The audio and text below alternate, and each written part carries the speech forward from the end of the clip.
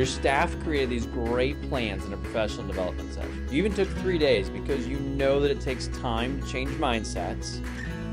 But when you create stuff in June, it's not learner tested. Now, when you look at project-based learning, we know that it works. We've got research that it works. But your people still haven't run it. They're going to learn a ton. And you've done coaching. If you did it with us, you did coaching, because we don't do any training unless there's coaching connected to it, because your teachers need to know that they're supported when they're actually going to implement. Something happens when kids are in the seat. I'll never forget the moment when I'm in front of these 8th graders. I'm teaching 8th grade English at an urban school, and I'm fired up about it because I just left my job as an engineer for the Fortune 50 company, and I'm fired up about relationships. And then I'm standing up there. It's probably about a week or two in, and I realized that if I don't plan anything, or if I don't do anything right now, nothing good happens. Like, once learners are in the seat, it's a whole different dynamic. It's a whole different atmosphere. You need to be ready to go. It doesn't mean you need to talk for 48 minutes, but you need to have things planned out with protocols. And that idea that once kids are in seats, things are different. That's what we're talking about today. What do you do when you have a great plan and now it's time to implement it?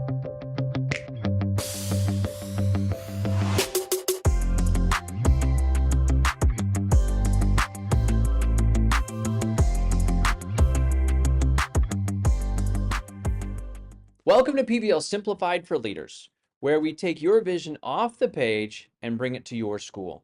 I'm going to distill leadership ideas from business, education, and sports so you can up your leadership game and be the leader that your staff needs you to be. We're in the middle of a series on training to expert. If you have one of your teachers that's really excited about PBL and they went to a conference session and brought it back, they are not an expert. In fact, even if they went through one of our 3-day trainings and they're being coached, they're still not an expert yet. It's a process of becoming an expert. It's not a one and done. It's a continuous living process. So the second part for us is a PBL Advanced. And really all of your staff should go through a PBL Advanced, whether they're going to be certified or not, whether they're an innovator or a laggard, they should go through an advanced, because that first one, that PBL Jumpstart, you planned a PBL unit, but you didn't have learners in the seats. You didn't have to actually run through it with learners. That's a whole different ballgame. Now, if you did PBL Jumpstart with us, that means you're doing coaching, because we don't do any training without coaching. Your staff needs to know that they're supported by experts. Our PBL certified coaches are going to make sure that we answer the questions of your staff. So you have to have coaching. It's so important. But then you need to do another set of training, 3-day, multi-day. We call it PBL Advanced because now you've had learners in the seats. It's so different. You've got so many more questions. You've got Community Partners 2.0. You're going to say, well, what about my curriculum map for the year? What about? Now that I've had learners in the seats, whole different ballgame. So when you look at the second step in training to expert, this PBL Advanced stage, you need a lot more resources, right? Like your staff is ready. They're hungry. They have a reason to ask things. So you might get out the PBL Simplified book, right? So you grab this book, you give it to your staff, you read through it. There's 2 full chapters just for you as leaders and implementation. Hopefully you've already read those, but if you haven't, dive into those. You need those. And then your staff needs something else to munch on and to pull ideas from. They can go to pblsimplified.com.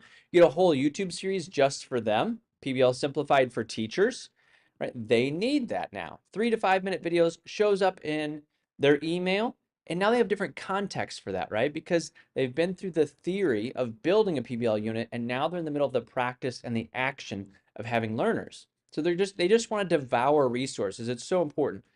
And then as you're showcasing the work happening, maybe you're doing an expo in whatever grade level it is, now you're starting to build examples within your school system, and some of your teachers need that.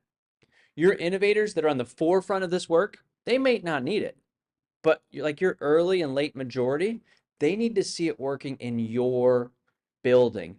Not a school in Florida, not a school in Missouri, not an innovative school in Indianapolis. They need to see it working in your building. So you have to start collecting all of these different artifacts, invite people to the expo, people inside and outside of your school, so that you can start to collectively see the work that's happening and be like, wow, we've got some momentum, don't we? Wow, our learners are doing some really neat things. Our learners, not just the research, but you're seeing project-based learning work in your school. It's a really critical step because now it's not just because Ryan said or I read in this book, it's because you saw these things happening in our school. You can do a community partner breakfast, one of my favorites, and you invite the community in once a quarter, and then you share out the great things that are happening. And not just you, but your teachers, your learners. Say, here's what we did. We published a book. When you see a kindergartner say, I'm an author, and here's the book that we published, I'm an illustrator, it's powerful. And your community partner just don't always know that that's happening in your school. So you need to start to showcase those things. And eventually you'll start to have people come to you for school visits. That's super powerful. Why are these people in our building today? Well, because you're doing really innovative things and people from around the country want to see the work that you're doing. Oh, really? I thought I was just at school. No, you're doing amazing things, right? And it starts to verify from the outside the work that you all have been striving for years now. So that's where you want to be in that kind of PBL advanced area. There's kind of a switch where you move from theory to practice. And you need to make sure that you're making that switch with your staff, be with them, and probably a little bit ahead of them, right? You're going to mix theory and practice, and you're going to bring them resources that work for what they need. You should be asking them. I know that if you're with us and our coaches are there, we're asking you, what do you need to know to go to the next level?